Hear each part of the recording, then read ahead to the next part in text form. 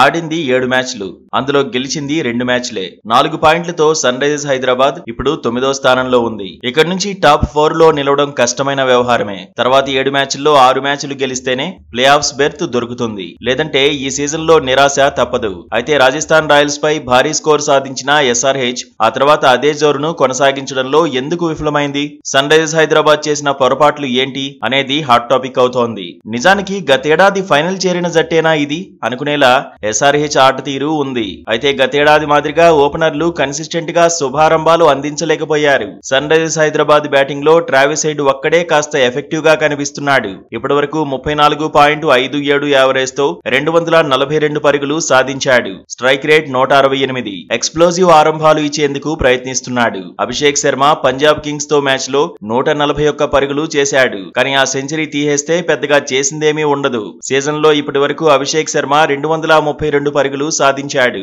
యువ opener batting లో consistency లేదు. అభిషేక్ శర్మ నిలకడగా రాణించి ఉంటే సన్ రైజర్స్ హైదరాబాద్ మరిన్ని విజయాలు సాధించేదనే చర్చ ఉంది. ఎందుకంటే అభిషేక్ మ్యాచ్ విన్నర్. క్రీజ్ లో సెటిల్ అయితే ప్రత్యర్థి బౌలర్లు వణికిపోతారు. కానీ గతేడాది మాదిరిగా ఈసారి నిలకడను చూపించలేకపోతున్నాడు. ఇప్పటికైనా ట్రావిస్ హెడ్ జోడీ చెలరేగిపోవాలని ఎక్స్పర్ట్స్ సూచిస్తున్నారు. ఇషాన్ కిషన్ కూడా సన్ రైజర్స్ కు భారమయ్యాడనే చర్చ జరుగుతోంది. 3వ స్థానానికి న్యాయం చేయలేకపోతున్నాడనే కామెంట్స్ వినిపిస్తున్నాయి. తొలి మ్యాచ్ లో సెంచరీ కొట్టినా ఆ తర్వాత ఫ్రాంచైజీకి ఆనందం లేకుండా చేస్తున్నాడని ఎక్స్పర్ట్స్ సైతం అభిప్రాయపడుతున్నారు. రాజస్థాన్ రాయల్స్ తో మ్యాచ్ తర్వాత ఇషాన్ మరో పెద్ద ఇన్నింగ్స్ ను ఆడలేకపోయాడు. డూ ఆర్ డై పరిస్థితుల్లో అయినా బ్యాట్ కు ఇషాన్ గట్టిగా పనిచెప్పాల్సిన అవసరం ఉందని ఎక్స్పర్ట్స్ తేల్చి చెబుతున్నారు.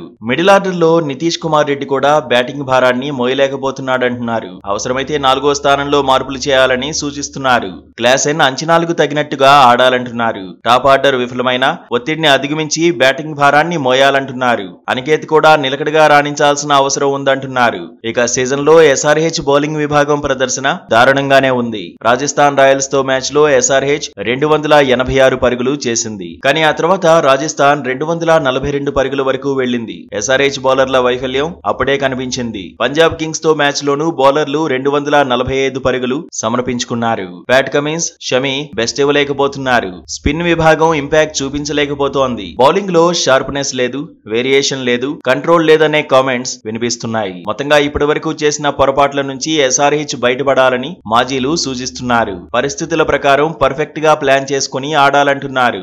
సమిష్టిగా రాణిస్తే తప్ప అద్భుత ఫలితాలు సాధించలేరని తేల్చి చెబుతున్నారు. ఉప్పల్లో ముంబై ఇండియన్స్ తో మ్యాచ్ నుంచే టాప్ గేర్ లోకి వెళ్లాలంటున్నారు.